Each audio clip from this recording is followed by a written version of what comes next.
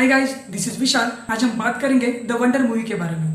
The wonder ये 2022 की period psychological drama film है। इस फिल्म को डायरेक्ट किया है सेबेस्टियन लेलियो ने। इसकी कहानी एमा डोनेग्यू द्वारा लिखे गए 2016 के एक नॉवेल द वंडर पर आधारित है। इसका स्क्रीन प्ले लिखा है सेबेस्टियन लेलियो, एमा डोनेग्यू और एलिस बर्च ने। इस मूवी को IMDb पर 6.6 की रेटिंग मिली है। रोटेन टोमेटोज ने इसे 86% फ्रेश कहा है और इस मूवी का मेटाक्रिटिक स्कोर है 71%। इस फिल्म का प्रीमियर टेरुराइट फिल्म फेस्टिवल में 2 सितंबर 2022 को हुआ था। उसके बाद ये 2 नवंबर 2022 को बहुत ही लिमिटेड थिएटर में रिलीज हुई थी। उसके बाद 16 नवंबर 2022 को ये नेटफ्लिक्स पर स्ट्रीम हुई थी। तो चलो बिना किसी स्पॉइलर के साथ मूवी का बेसिक प्लॉट जानते हैं। तो मूवी की कहानी सेट है आयरलैंड में हुए एक ग्रेट फेमिन, मतलब कि एक महान अकाल के ठीक कुछ समय बाद। ये कहानी है 1862 की।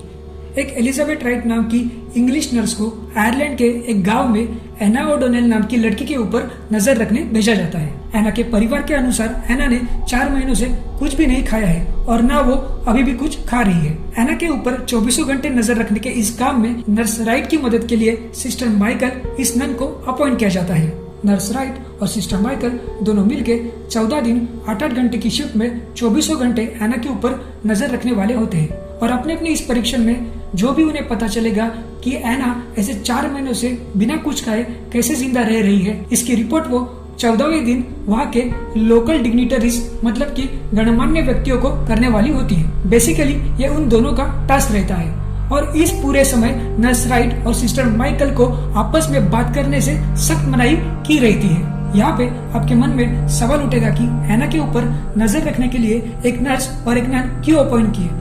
वैसे वो लोकल डिग्निटरीज चाहे तो 2 नर्स अपॉइंट कर सकते थे।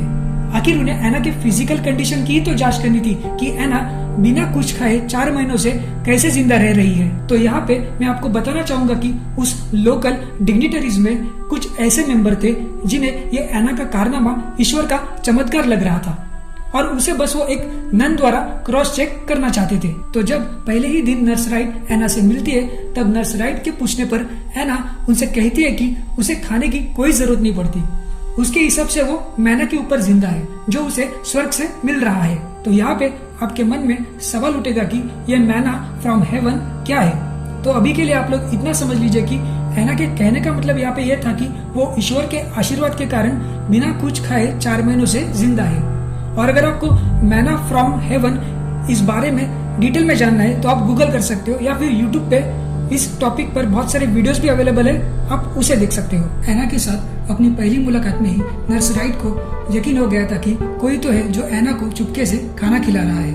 पर जब लगातार 5 दिन नजर रखने पर भी नर्स राइट को कुछ भी पता नहीं चलता तो आखिर में नर्स राइट एना के परिवार को आदेश देती है कि जब तक एना का निरीक्षण चालू है तब तक कोई भी एना के करीब नहीं आएगा। फाइनली एना नर्स राइट को अपने उपवास का कारण बता देती है। वो नर्स राइट से कहती है कि ये उपवास वो अपने मरे हुए भाई की आत्मा की मुक्ति के लिए कर रही है। एना को उसकी फैमिली से दूर रखने के कारण एना की कंडीशन बहुत ज्यादा खराब होने लगती है। वो मरने के कगार पर आ पहुंचती है। नर्स राइट के लाख कहने पर भी एना खाना नहीं खाती। तो क्या वजह है जो 11 साल की छोटी बच्ची एना अपने मरे हुए बड़े भाई की आत्मा की मुक्ति के लिए इतना कड़क उपवास कर रही है? क्या ये वो अपने मन से कर रही है या फिर किसी ने उसे ऐसा करने को कहा? आखिर उसके बड़े भाई की मौत कैसे हुई थी? क्या एना सचमुच 4 महीनों से बिना कुछ खाए सिर्फ मैना के ऊपर ईश्वर के आशीर्वाद के ऊपर जिंदा है या फिर उसके परिवार में कोई है जो चुपके से एना को खाना खिला रहा है?